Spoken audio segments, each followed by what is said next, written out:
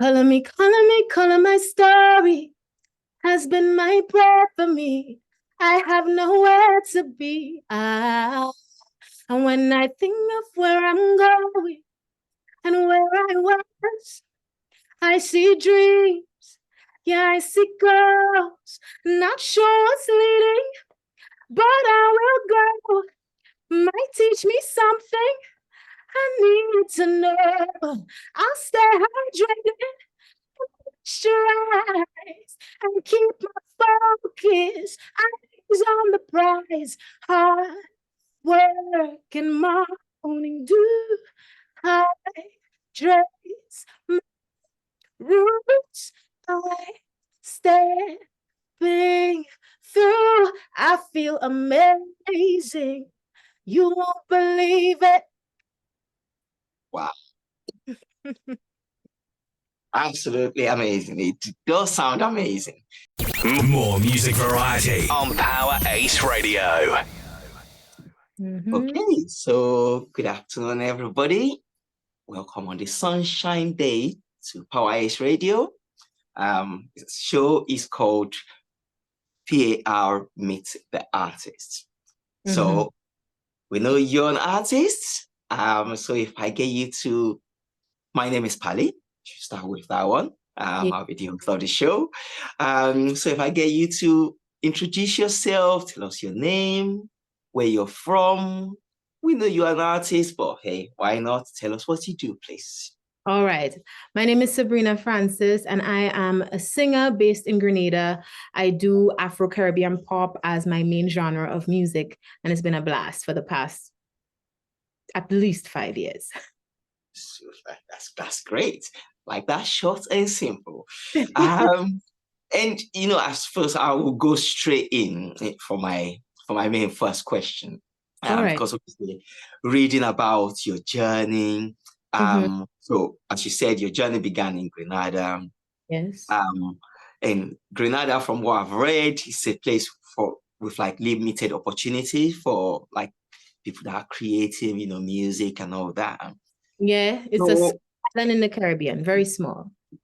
Okay. So how did you navigate these challenges to pursue your passion for music? With a great team and a lot of perseverance. I think being from such a small island, you are really forced to be as creative as possible. You have to scream really loudly to be heard in Grenada, but also outside of Grenada. I say in Grenada because, as I mentioned earlier, I do a genre called Afro-Caribbean pop, which is like a fusion type of music. And the main music that you would hear here in Grenada on the airways is something called soca or reggae or dancehall. So I'm already on the outskirts in Grenada.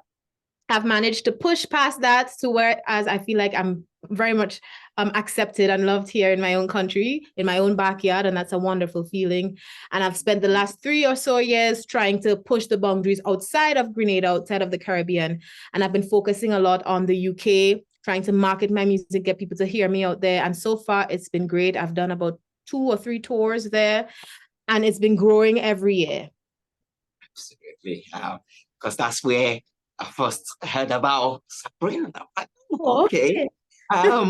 And because you were doing this show, something in the kitchen, was it? Kitchen concerts. Oh, that's yeah. The one. Yes, that's the one. That was on my tour. I had some shows, and in between those shows, like when I had off days, I offered, especially people who's been following me for a long time, I offered to come to their homes with my band and sing them like half an hour to 40 minutes of music for their friends and family. And it was a blast. It sounded there because then you're connected to people that really love your music, that okay, these people have spent all their time and you're giving back to them. Yes, your connection. And that's what we to be honest, in my whole, like, I don't know how many artists I've dealt with, I've not heard anybody do that. People have their ways of giving back, but to actually say, I'm going to come to your kitchen and sing for you. I don't need that many people. I don't need you to pay me. I just, I really, really commended that for, wow, this is an artist actually really caring about the people that care for, you're caring back, which is it's really amazing. Yeah, a lot of them been jamming with me for a very long time, but I really give all the credit to my team, really. I feel like we bounce things off of each other and they are so creative. And if I have an idea or they would have ideas, I know that they would put every effort into make every idea that we have come true. So I feel like my team, a very small team, is like 5 of us, and they've been working really, really hard to get things like these ideas rolling. That is really, really cool. And just to pick your brain on that one about dealing with people generally is hard work. As musicians, I think it's even harder. I use a phrase that they call prima donna, where you're like, oh, can you do that? And they're like, no, not yet, because my nails is not dry yet, or this is not done yet. So how do you manage your team? How do you go from getting an idea, as you said, doesn't have to necessarily just be your idea, but how do you get the idea and bring it down to what we see? Well, honestly, I think leadership and team management and all of those things are really a skill that you need to learn and you need to practice over a long period of time. And I'm still really young in my career and still navigating those things. I recently just bought a book called Leadership for Dummies, and I haven't even started reading it yet, because even at my stage, I've been working with my team for a very long time. I still feel like there's so much to learn when dealing with different personalities. So far, my best approach is I've found people who I think have similar values to me, and they believe in me and what I'm trying to do. My music is positive, so they don't feel like they're going against their own values and their own belief by supporting me. And they are driven to see my goals come through. So it's not like nobody's working for me. We're all working together to achieve a goal that we all believe in. And I think that so far, that's the format that works. Again, there's always improvements to be made, and I'm working on that. But yeah, that's where we are, and it's been working. Oh, that is really cool. And suppose the summary of what you said there is there's no I in team. So no, truly, together, not for you. Any of this myself. It's the music scene is a beast all on its own. There's so much to do. Every aspect of it is a full-time job, and I feel like every person on my team is doing at least 4 jobs. So yeah, all the credit goes to them, truly. Oh wow, that's really, really commendable. I like that. I like your humbleness as well. So let's go into the music side of things. Okay. So you described your music. You said Afro, Caribbean, pop, and R&B. Yeah, Caribbean pop and R&B. Yeah. So, as obviously a genre that it's not what you necessarily what you grew up with, or what's around, what you're surrounded by. What drew you into that particular sort of genre, like that infusion?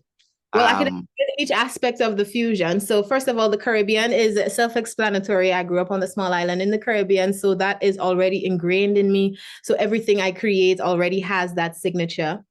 The African thing is that, the heritage of Grenada is slavery, and we were, the whole slave trade from West Africa and all of these things. I took a trip as well to South Africa. I've always had that connection to the Africa and to my African roots and stuff. And when I was working on my second album, I wanted to incorporate some of that.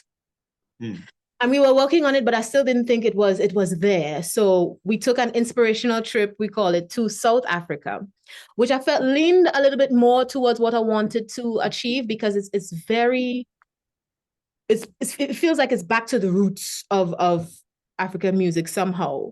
With Young Mbazo, that was a vocal group that I worked with. I worked with some musicians. I went to Mozambique, and that experience awakened something in me, and I never looked back. I feel like this music needs to be a part of my message going forward, because it was really, really life-changing. And the pop and R&B,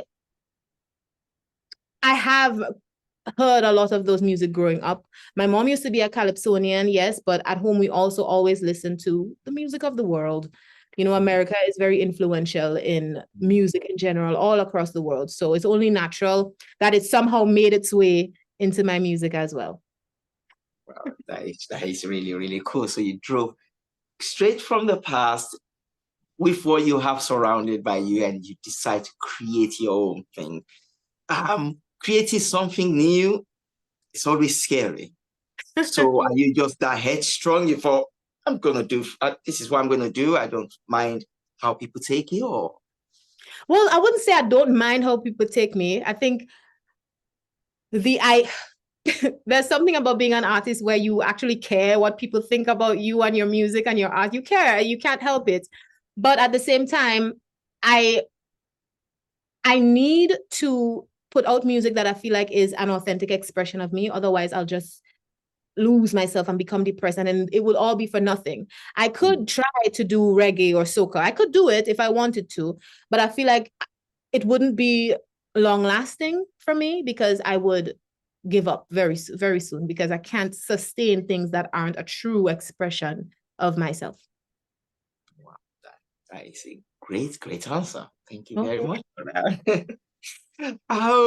And so again, going through like what I've read about you. So you won the finalist of a John Lennon. Lennon songwriting competition. Yes, So was one of that must have been absolutely amazing experience, right? Well, yes, and it's also eye-opening as well because I'm from a small island. You don't think that anybody you don't know if you match up to the music that's out there. You know what I mean? And so to be a finalist in a competition like that where they had thousands and thousands and thousands of submissions, it really solidified something in me that said, yes, you're on the right path. You're doing good things that are of a certain standard, of a certain quality. Keep at it. And yeah, it was one of those defining moments for me to say, okay, you're doing something, keep going. Super. And that is that where the main catalyst of it, or did you already have that fire anyway, regardless whether you won it or not? You were going to. Yeah, I would have. So that wasn't honestly, that was not the main catalyst, but these little moments, of course, keep you motivated to do what you do. Because as I said, when I started, I wasn't making music that was typically mainstream, especially here in Grenada. So I needed these little moments to keep me going because it's easy to give up when you feel like no one's listening. But the perseverance and just keep doing it, keep going, keep expressing yourself. And I feel like I'm at a place where people are listening. And that John Lennon competition was one of those moments that kept me going. So that's really, people are definitely listening. Well, here we are, right? So from all this great music, and I want to kind of go back into the so you have the Sabrina Treehouse concerts. Yes, Sabrina's Treehouse concerts. And that goes through like you have different series. I think I only did catch up with it from this year or late last year. I started, following a bit more to this. So my question really is, how has connecting to this audience, with your life experiences, how has that contributed to your artistic journey? In a major way. I don't know if you know, but the Treehouse we started doing during COVID. That's when it was awakened because we weren't allowed to have any more than 16 people gathered in any one place. And as musicians, that's how we make our money, really, with live music. And we had to be creative and find a way. And we came up with Sabrina's Treehouse concerts. And to be honest, that was one of our most successful ventures to date. The intimate space. The idea is that people come up. We're in the mountains. I'm up here right now, actually. This is the studio. This is in the Treehouse. But we're in the mountains of Grenada, about 900 feet above sea level. People come up, they walk a carpet, they sit down, they put headphones on. They're immersed within the band, and we play 1 hour of music for them, my music. I think that experience alone for the people is a little bit different because usually you just go and stand up at a bar and enjoy yourself. And I've been forcing people to listen. And I haven't had a bad review so far. And word spread, and it's always sold out. And it's really, really, it's one of the best things we've done to date. Oh, wow, that is really, really, really cool. And I think what stands out even more. So, you talk about Grenada, you talk about Europe, you talk about how do you find the time to do all this? And because you are still connecting with your artist, where do you get the energy from? How do you find, do you have more than 24 hours a day, maybe? No, I don't. I absolutely don't. It so happens that I have people on my team who are very high energy people, but I make sure to live a balanced lifestyle. I try to take time to rejuvenate myself. I try to spend as much time with my family because they rejuvenate me. And I devote, I don't have a second job. This is my full-time job. And I just try to devote as much energy as I could towards it without, losing myself or getting too exhausted. And I want to be able to keep having fun, work hard, but keep having fun with it so that I could continue doing it for as long as possible. I don't have more than 24 hours in a day. I just keep busy. Wow, that is good for you. Might have a little secret there for us. This is how it's done. Yeah, no, just basically taking the time and making sure you have to do different things. Make sure you always have something to look forward to, a project that you're working on.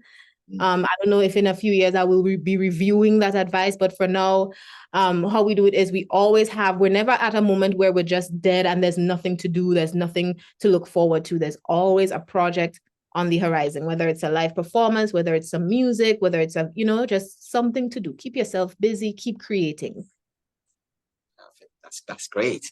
And I suppose while we're on that subject of creating, and we might as well cover this now. So where are the go-to places? Because we know you do a lot. So we don't only want to know when you've released that big track. We want to know when you're just doing something in the Treehouse or you just decide to play. So do you have a website, any social handles? How do we find you? I try to be present everywhere. So I, of course, have a website. It's www.sabrinafrancis.com. I'm on Spotify, where most people listen to their music. I'm on Amazon Music, iTunes Music, just Sabrina Francis. My Instagram, Facebook, TikTok handles is Sabrina Francis Music. So type Sabrina Francis Music in anywhere and you should be able to find my music. And I hope you do. That's really good. Well, because that's another thing that shows that you're thought about what you're doing. And, because even things like the name, what you choose, when I ask people, oh yeah, where can we go and find you? And then they tell you, and then you're like, well, there's so many people with that. You've actually gone through, you've done your research and you chose the right name to make sure, yep, that is unique. So yes, that's really well done. It's my name. It's very unique. It is I. It is I. That's good. That's really good. And I suppose let me go into my kind of next one, talking about uniqueness. Okay. So there's this track, Pull Me Down. That's my latest release. So this track, can we talk about it? Was the idea behind the video clips here and there, and are we allowed to talk about it? Well, yeah. A lot of my music is about real life experiences and just things that I'm going through, I'm experiencing. Some of it is just me learning from other experiences that I see, but a lot of it is just my life. I produced this song with a Nigerian producer named Maestro Sugar. He is amazing, and he really took my sound, I think, to the next level, which was the plan and the intention. So that's good. Cool Me Down is a song about the need or the want for someone that you love dearly to do better, to be better. And it's just sharing that disappointment that you feel when people sabotage their own efforts, and you just want them to do better and to be better. So, and you get enraged about it, and it's like, cool me down, cool, because I'm upset with you. Cool me down. Okay, now I get it. So, because I thought cool me down. About. So now I get it. The thing with Cool Me Down is I write songs with deep meanings, but I wanted this song to be like, even if you don't want to listen too deeply, you could just dance. And I feel like That's what it's for you. But if you take the time to listen, you could get the deeper meaning to it.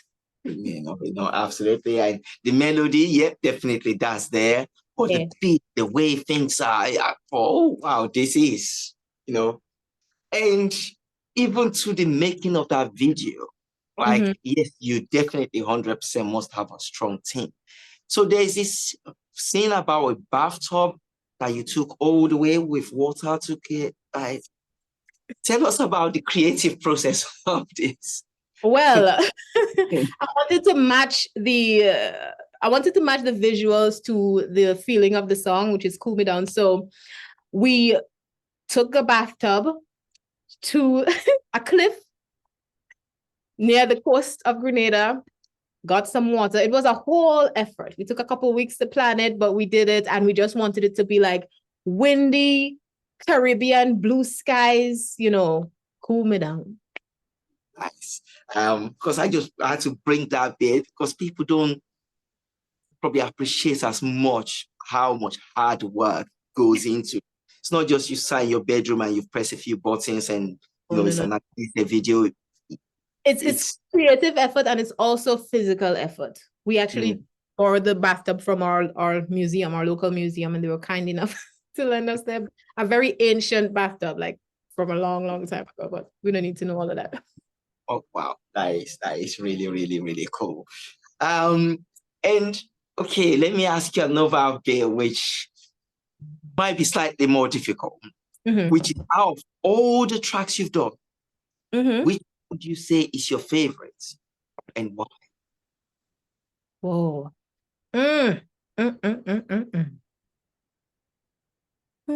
Okay, that's a really hard question. So I'll just pick the one that I am loving the most at this moment. And it's a track I released at the beginning of this year called I Feel Amazing. And the intention with that song when releasing it at the beginning of the year was to set the intention for the year to be like, I want this year to be a positive year. I want to come out. I want to work hard. I want to be productive and feel good in every area of my life. And I've been working on it. I'm still working on it. And I feel great. I feel like it's come to fruition so far. So many things happened. I sang at the Royal Albert Hall, which was not even on my goal for the year in a million years. So many things happened. I Feel Amazing is that track that gets me pumped up, and it's what I've been listening to. It's my favorite for the moment. That's great. So I know it's a bit of maybe not quite the way, but if I asked you to do a little a cappella, maybe not necessarily of that song, but just of anything that you feel like, just a little snippet, so we can hear but the viewers can hear how great your voice is. Is that okay? Okay. I guess since I spoke about I Feel Amazing, maybe I should sing some of it for you. Okay. Dita, is the keyboard on? Can you give me the key for this I Feel Amazing song?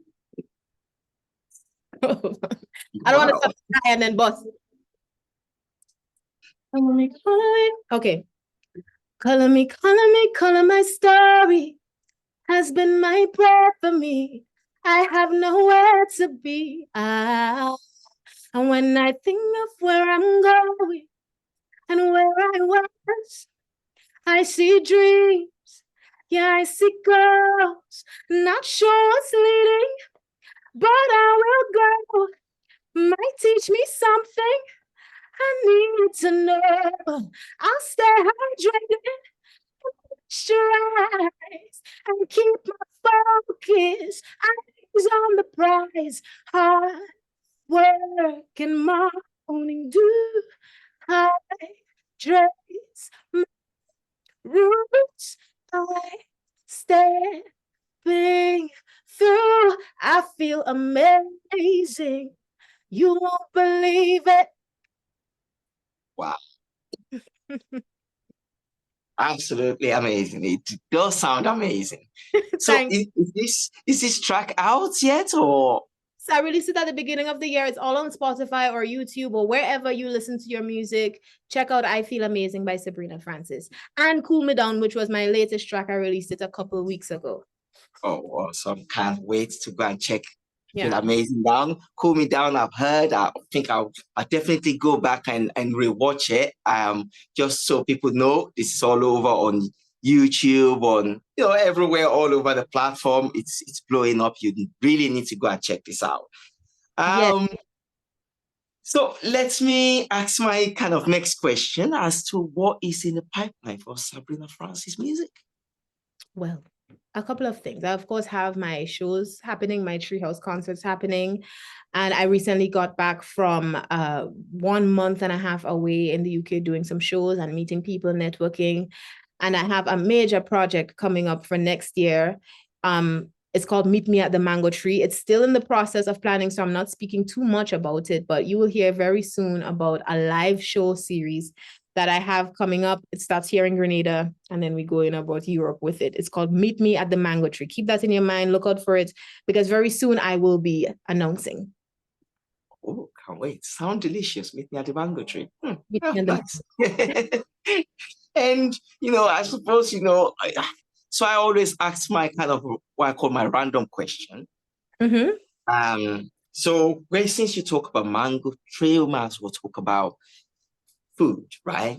So if there was a dish that will represent Sabrina Francis music, not just your music, but your band, your team, everything, what dish would it be? What sort of ingredients are we expecting in there?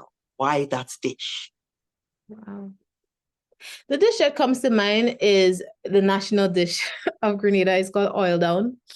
And it's like a one-pot dish with many different things in it. There's different meats, different starches, different vegetables. It's an amazing dish, but it brings people, I feel like it represents me and my team very well, because we are different people, like on opposite sides of the world, opposite sides of the personality spectrum, and we come together and do such great work. So I feel like oil down, which is the national dish of Grenada, would be a perfect representation of me and my team.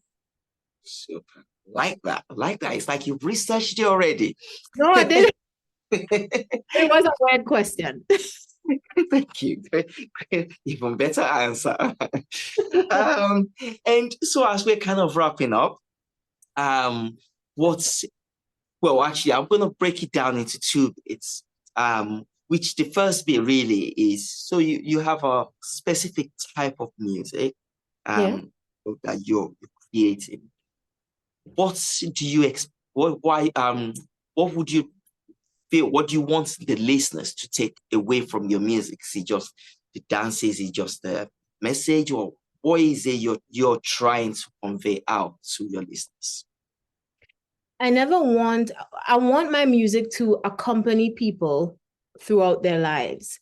I want them to use my music to heal when they're going through something difficult. And I feel like I make music for that purpose, because I've written music for myself, and the whole process of creating music, I use it as an outlet to be able to heal. But I also know that people use music as an escape, and you could use it for that as well. My whole thing is taking care of your mental state, making sure that you are not necessarily productive, but you're functioning in life. And I feel like my music is a tool to help you, assist you in whatever way you choose. So whether it's to distract you, whether it's to help you process emotions, whether it's just for you to dance and release, that's what my music is for. Super. Now, the dance and release, that's me right there. My music is there for you, whatever you need. Perfect. That's really, really good. And I suppose the next bit really to my question is, what would you like as a closing remark? What would you like to say to the viewers, the ones that have been following your journey all this while, or the new ones that are just coming in through Power Ice Radio going, oh, wow, thanks, Power Ice Radio, you showed us a gem. Well, I am Sabrina Francis, of course. You need to know my name. I am an independent artist. So a lot of the things that we do, we just do it in-house. We do it by ourselves.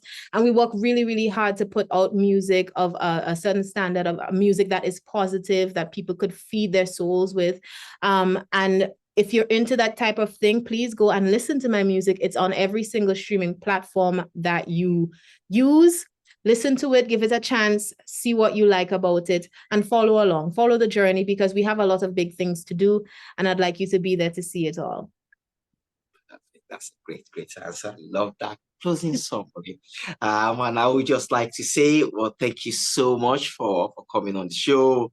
We've been talking about how busy you are. Now you say you're up in the mountain, close to Treehouse. Shame we can't be there, but maybe someday.